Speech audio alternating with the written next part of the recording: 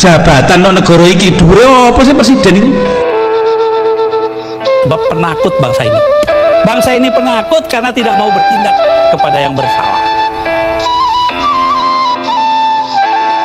Negara ini hanya akan dapat berdiri dengan jaya kalau kita adil. Tapi kalau mengenai prinsip, mengenai alasan berdirinya negara, mengenai bentuk negara dan sebagainya, masih mati tak labui loh ngoten.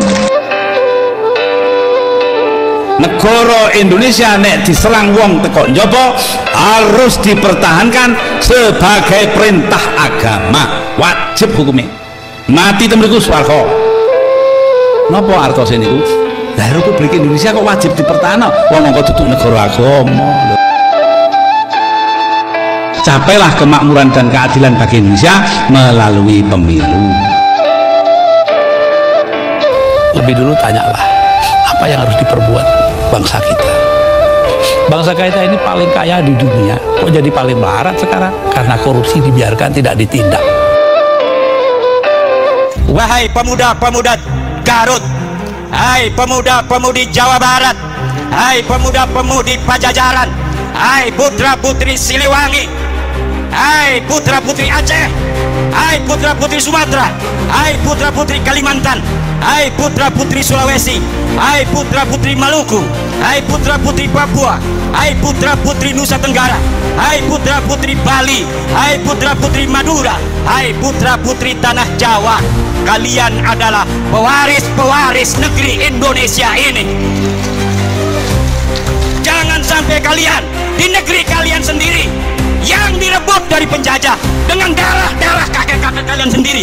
Kemudian negeri ini, kehormatan kalian, kalian gadaikan, kalian jadikan hal yang menghinakan daripada perjuangan kakek-kakek kalian sendiri dengan menjadi budak dari bangsa-bangsa selain kalian. Tidak boleh dalam negara yang disebut Negara Kesatuan Republik Indonesia ini orang Jawa Barat merasa lebih baik daripada orang Jawa Timur. Tidak boleh. Kita adalah sama. La fadla li Jawa Barat ala Jawa Timur, wala li Jawa Timur ala Jawa Barat. Kullukum min Adam wa Adam min turab. Semua kalian adalah ada darahnya turunan Nabi, yaitu Nabi Adam, dan Adam berasal daripada tanah. Maka kalian dengan yang lainnya adalah sederajat. Yang membedakan kalian dengan yang lainnya hanyalah ilmu pengetahuan kalian. Yang membuat kalian mulia adalah takwa kalian, bukan nasab dan darah kalian. Assalamualaikum warahmatullahi wabarakatuh. Sahabat Akang Sepuh channel, sahabat petani kampung yang berbahagia, alhamdulillah pada malam hari ini kita masih diberikan kesempatan, masih diberikan kesehatan untuk bisa saling bertatapan walaupun hanya sekedar dalam siaran. Baiklah sahabat Akang Sepuh channel, sahabat petani kampung yang berbahagia, pada malam hari ini saya ingin mengajak sahabat-sahabat sekalian untuk menyusuri jejak dua tokoh besar dalam lanskap intelektual Islam Indonesia.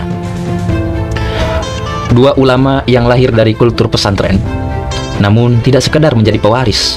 Mereka adalah penafsir, mereka adalah penantang, dan juga penjaga akal.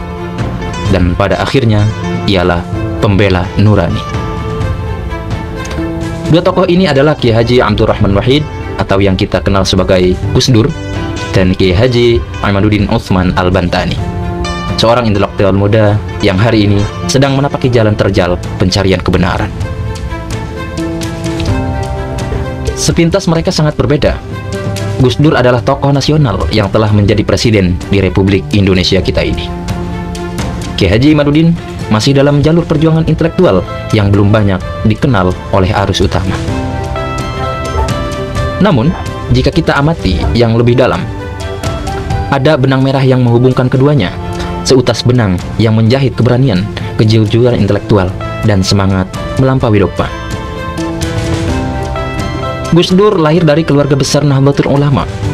Kakeknya Mbah Hasyim Asy'ari, kakeknya Hadratus Syekh Kiai Haji Hasyim Asy'ari, yang merupakan pendiri organisasi Nahdlatul Ulama. Gus Dur tumbuh di tengah-tengah kitab kuning, tradisi pesantren, dan nuansa fikih klasik. Tapi selain daripada itu, Gus Dur juga gemar dengan filsafat-filsafat barat. Gus Dur juga membaca seperti Kafka, buku daripada Karl Marx, Durkheim, hingga Isaiah Berlin.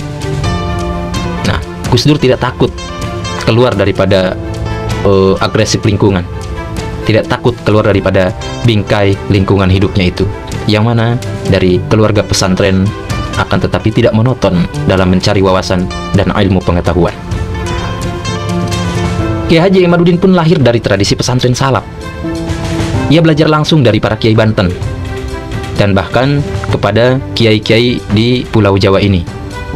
Banyak di Banten pun banyak, tidak bisa saya sebutkan tentang rihlahnya Kiai Haji Imaduddin Utsman ini, pondok pesantren mana-mananya. Silakan searching saja oleh sahabat karena takut kelamaan durasi ya.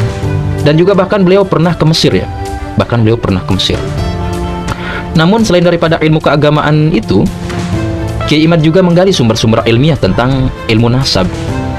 Beliau membandingkan silsilah. Beliau menggugat validitas nasab, yang mana sampai hari ini yang masih menjadi polemik. Dan beliau pun mengkritisi mitologi yang tak berdasar itu. Nah, keduanya mencintai tradisi, tapi juga tidak diperbudak oleh tradisi.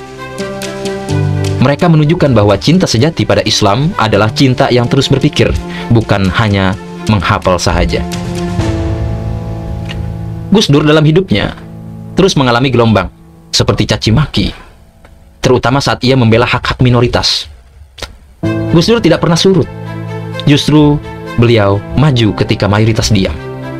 Gus Dur sadar bahwa kebenaran tidak selalu bersuara lantang. Kadang kebenaran hanya terdengar oleh mereka yang hening. Kiai Haji Imaduddin pun mengalami hal yang serupa.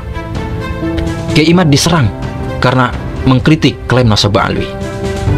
Kiai Imad dituduh macam-macam, tapi ia tak pernah berhenti, karena baginya cinta kepada Rasulullah bukan berarti mengamini klaim-klaim tanpa dasar. Justru karena mencintai nabinya, Kiai Imad ingin agar garis keturunan beliau tidak dijadikan alat untuk memanipulasi umat. Ada beberapa persamaan mendasar antara Gus Dur dan Kiai Imad ya. Gus Dur menolak tafsir tunggal dalam agama. Dalam hal ini berarti keberanian melawan arus. Kiai Imad pun sama, menolak klaim yang tak bisa dibuktikan. Klaim yang selama ini dipercayainya selama ratusan tahun oleh masyarakat Nusantara, baik itu ulama-ulamanya ataupun warga awamnya, mempercayai bahwasanya Ba'alawi itu dzurriyyat Nabi. Nah, mereka sama-sama tahu bahwa jalan menuju kebenaran bukanlah jalan yang sekadar ramai saja. Akan tetapi, jalan menuju kebenaran adalah jalan yang bisa dibuktikan dengan ilmiah. Jalan yang mana bisa diverifikasi, jalan yang mana mempunyai dalil. Seperti itu kan? Dalam hukum syariat pun sama, kita demikian. Terkecuali memang itu kita tidak bisa menyentuhnya ke arah sana, seperti naus-naus dari Al-Quran dan mantuk. Jikalau sekedar mafhum, ya bisa kita buktikan dengan kaidah-kaidah yang lain, semisal dengan usulnya yang lain. Kan demikian. Nah, keduanya pun sama, mencintai ilmu daripada status. Kiai Imad dan Gus Dur lebih mencintai ilmu daripada sekedar status. Gus Dur tidak pernah terjebak dalam politik identitas keulamaan. Ia bahkan dianggap nyeleneh. Kiai Haji Imaduddin pun sama. Kiai Imad tak memuja popularitas. Ia lebih memilih sunyi bersama data dan nalar. Kemudian Gus Dur menyuarakan pluralisme dan menjadikan agama sebagai ruang etika. Kiai Haji Imaduddin sama. Kiai Imad menyuarakan pentingnya verifikasi sejarah agar agama tidak disusupi oleh narasi-narasi yang palsu. Keduanya meyakini bahwa Islam adalah cahaya peradaban, bukan simbol semata. Bagi Gus Dur, Islam adalah rahmat. Bagi Kiai Imad, Islam adalah jalan kejujuran intelektual, dan jalan kejujuran bersama-sama untuk menggapai umat yang merdeka. Mereka sama-sama menolak simbolisme yang sering, yang kering dan hampa. Ada satu hal yang luar biasa dari mereka berdua. Mereka tidak menggugat karena benci, tapi karena cinta. Mereka tidak menyerang karena sombong, tapi karena peduli. Gus Dur tidak lelah menulis, berbicara, mengingatkan bahwa umat Islam harus belajar membedakan mana yang sakral dan mana yang dikultuskan. Bahwa yang sakral adalah nilai, bukan sekadar nama. Yang sakral adalah kejujuran, bukan sekadar jabatan. Kiai Imad pun demikian. Ia tidak sedang melecehkan siapa-siapa. Ia sedang membersihkan ruang sejarah dari manipulasi. Ia ingin kita berpikir jernih bahwa klaim keturunan Nabi adalah urusan yang sangat serius. Dan jika kita membiarkan kebohongan bercokol di sana, maka kita sedang merusak marwah Rasulullah itu sendiri. Gus Dur pernah berkata bahwa tradisi bukan untuk dikultuskan, tapi untuk dikembangkan. Kiai Imad melanjutkan spirit itu. Dengan penuh kehati-hatian, ia mengajak umat Islam untuk membuka kembali lembaran sejarah, bukan demi membuka luka, tapi untuk menyembuhkannya dengan pengetahuan. Nah, di titik inilah kita melihat bahwa Gus Dur dan Kiai Imad sama-sama sedang menyelamatkan Islam dari stagnasi. Mereka sadar bahwa jika umat Islam berhenti berpikir, maka umat ini akan mudah digiring. Maka mereka menghidupkan kembali semangat ijtihad, semangat telaah, dan semangat berdialog dengan nalar.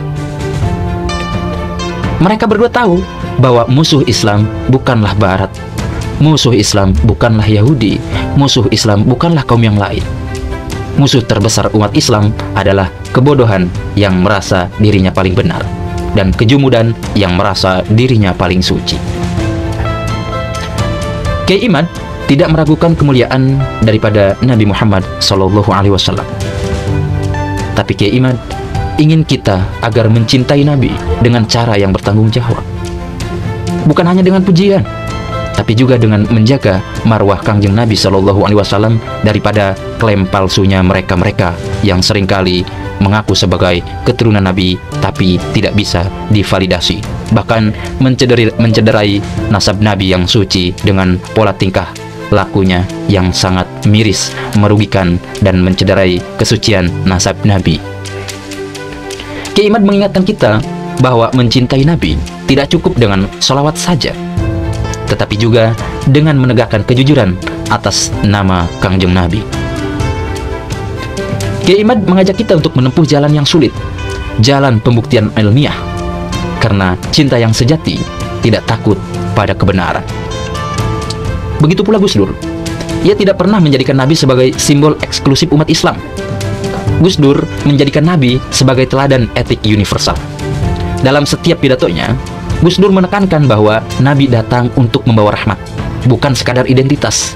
Bahwa misi utama Nabi adalah membebaskan manusia dari tirani kebohongan dan kesewenang-wenangan. Apa yang diwariskan Gus Dur dan Kiai Imad tidak selalu berupa lembaga ataupun organisasi ataupun peninggalan-peninggalan yang lainnya.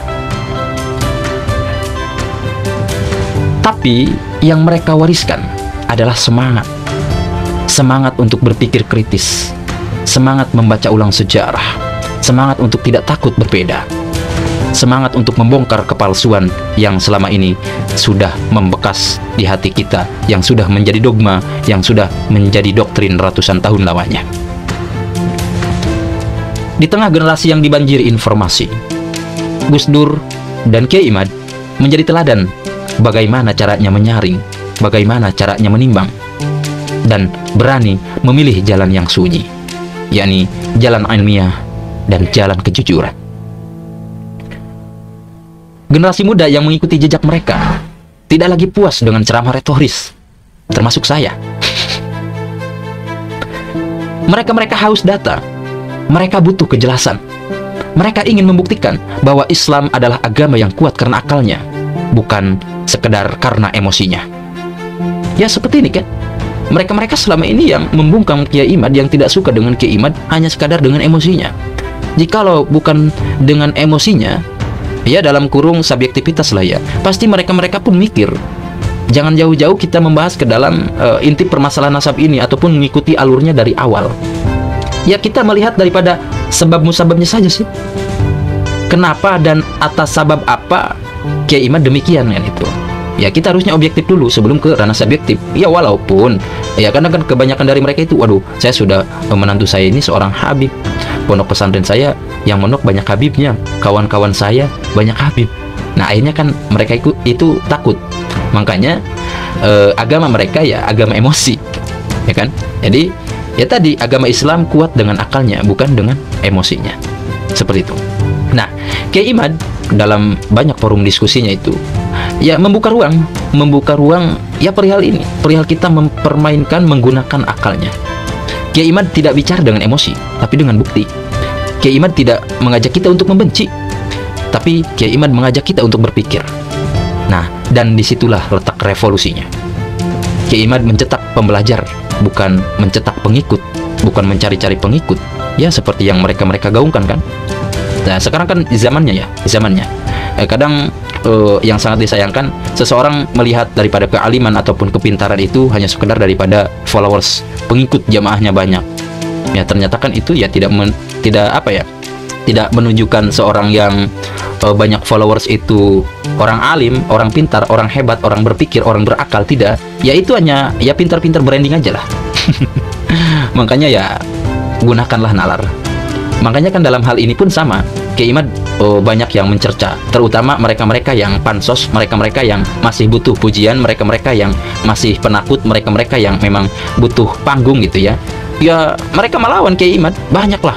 Ya mayoritas para dai-dai sosmed, para dai-dai nasional lah ya, yang cukup terkenal gitu, ia membela Ba'alwi sebab takut dia itu ya kehilangan berkat, kehilangan relasi bisnisnya kan, itu kehilangan reputasinya, hancur remuk gitu. Dia takut. Nah seperti ini kan berarti mereka tak berakal gitu, hanya sekedar emosionalnya saja. Kalau misalkan berakal ya tidak takut akan kebenaran, sebab yang disampaikan saya ini kebenaran bukan emosi. Yang disampaikan saya ini sesuai dengan akal dan nakal kan, itu yang disampaikan Kiai Imad bukan sekedar caci maki, bukan sekedar tuduhan, akan tetapi ada bukti. Seperti itu. Kebanyakan kan sekarang ini yang membalas hujah, yang membalas Kiai Imad itu kebanyakan ya dia beraninya dari belakang, di depan jamaahnya gitu kan, di media kan. Tetapi ya disuruh diskusi ya pasti mereka nggak mau mengaku saya bukan ranahnya, tapi mereka berani menyesatkan Kiai Imad. Ini kan lucu sekali pemirsa, aneh saya pun. Oke, balik lagi. Nah sebagaimana para pembaharu dalam sejarah Islam, Gus Dur dan Kiai Haji Imaduddin juga mengalami gelombang resistensi dari sebagian masyarakat. Banyak yang tidak siap dengan cara pandang mereka yang terbuka, kritis, dan melawan narasi arus utama. Banyak sekali, jangankan sekedar masyarakat, ulama-ulama saja yang lain, ulama, ustadz, tokoh yang lain, banyak yang memang tidak siap karena ini melawan narasi arus utama gitu. Ya tadi takut reputasinya hancur gitulah, ataupun takut digeruduk atau gimana gitulah. Ya makanya kan berarti ini masih sesuai emosional, bukan dengan nalar terbuka, bukan dengan akal, apalagi nakal gitu.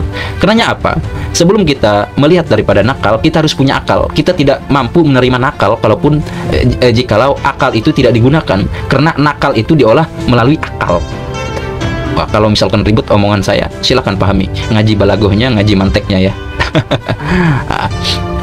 Gus Dur seringkali dipitnah sebagai liberal, pluralis ya. Kalau pluralis ya bagus sih ya.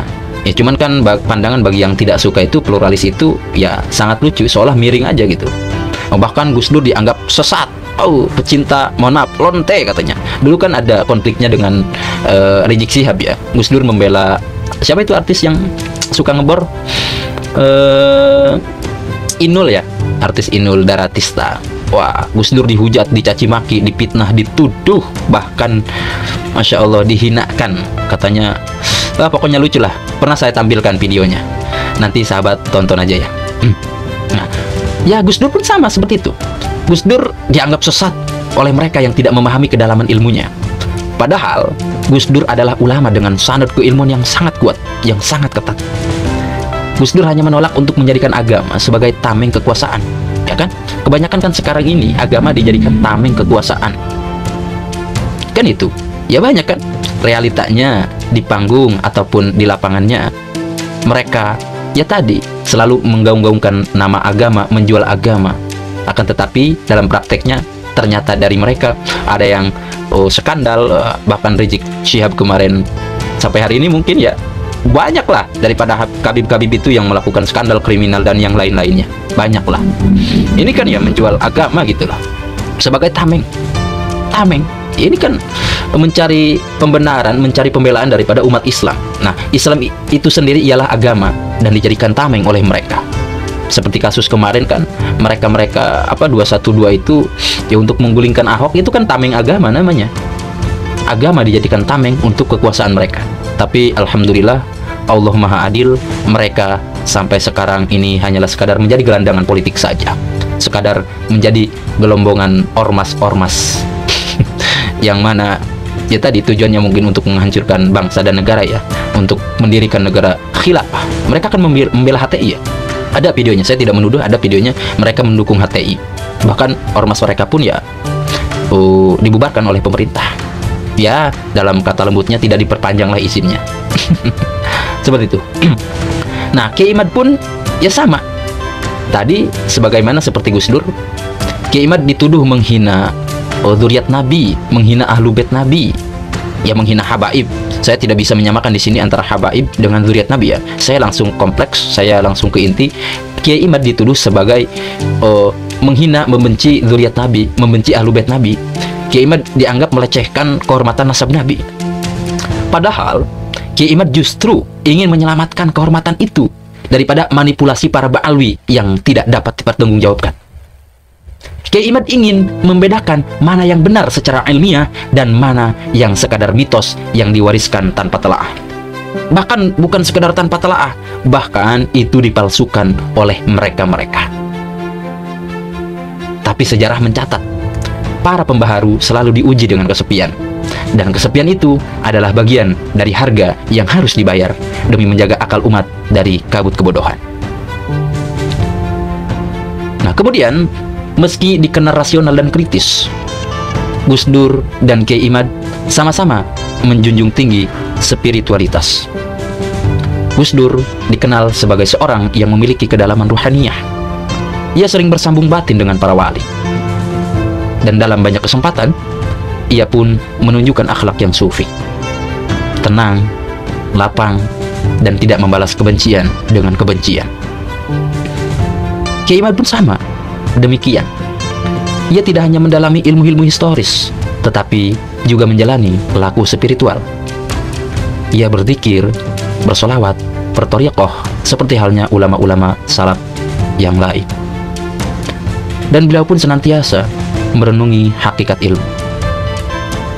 Beliau mengajarkan bahwa zikir dan fikir harus berjalan beriringan, bahwa batin dan akal tidak boleh dipisahkan, bahwa Islam bukan sekadar logika, tetapi Islam juga merupakan daripada inti cinta.